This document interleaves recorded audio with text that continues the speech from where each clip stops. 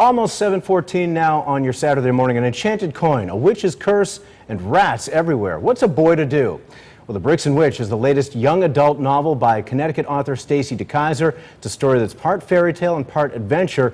Stacy's here to talk about her new book with me. So first of all, Stacy, this is your fourth book, you were telling me during the break, but your first fantasy book. Right. How'd you get the idea?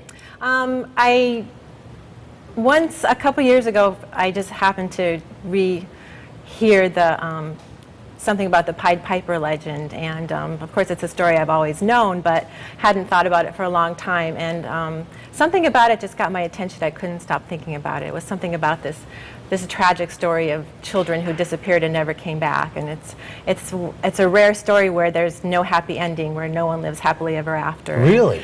Well, yeah, they disappear and no one ever comes back, and it's very haunting and disturbing, and I couldn't stop thinking about it. So I like that. yeah, I decided to try and write my own version that might have a happy ending. That maybe it does or doesn't. It does. Oh, yeah. It does. So yours does. Yeah. Okay. I kind of like the dark side of things. Maybe I'm a little strange that way, but I can understand that too. So it's part fairy tale, part adventure. What more can you tell us about it without spoiling too much? Well, there's, in addition to the Piper, who's a fiddler in this book, there's another bad guy who's a mountain witch. And the main character, Rudy, finds a gold coin on the mountain, which turns out to be a possession of the witch, and she wants it back. So that's what starts the whole adventure rolling.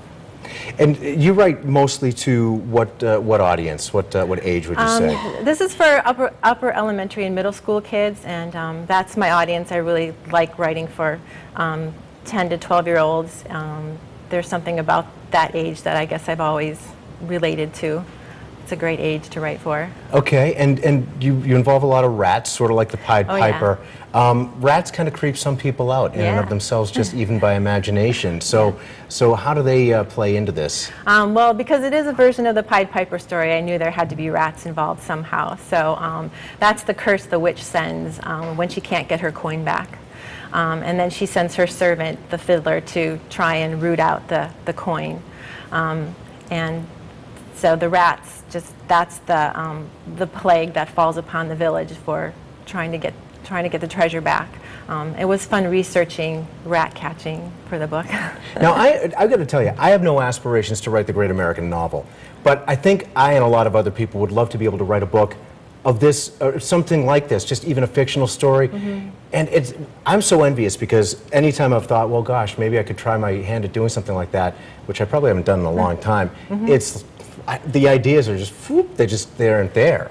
So how do you do that? Or any advice for writers who are just trying to channel something? Well, for myself, I've learned to recognize that if there's an idea or a thought that I can't get out of my head, then that's something that's worth writing about, that I know I can spend the time that it takes to write the story. So when this obsession of the Pied Piper hit me, I knew it was something that I could write about and sustain me over the course of writing a novel. So instead of just letting your mind kind of dwell on something, you kind of take that as, hey, wait a minute, that maybe there's maybe that's a signal. Yeah, you learn to recognize those little pings in your head saying, oh, this might be something to pay attention to. I see. Yeah. Interesting to know. Now, this was book number 4 for you, your first fantasy. What's coming next? What's number 5 going to be? If I had my way, I'm working on a sort of a sequel to this book, sort of the continuing adventures of Rudy and company. So hopefully that'll be number 5. Does that mean the Pied Piper's still piping in your head? He's probably made an exit, and there's probably some other fairy tale. Maybe something different, a different route to go, huh? Hiding in the wings, yeah. Well, I guess he's probably waiting as much as Rudy, as much as the rest of us in terms of what comes next. I think so, yeah. All right, Stacy DeKaiser, thank you so much for coming in. Thanks for Love hearing me. about the story, the book, and continued success. If you'd like more information about the book, about Stacy, you can go to our website, WTNH.com. It's just like that, magic.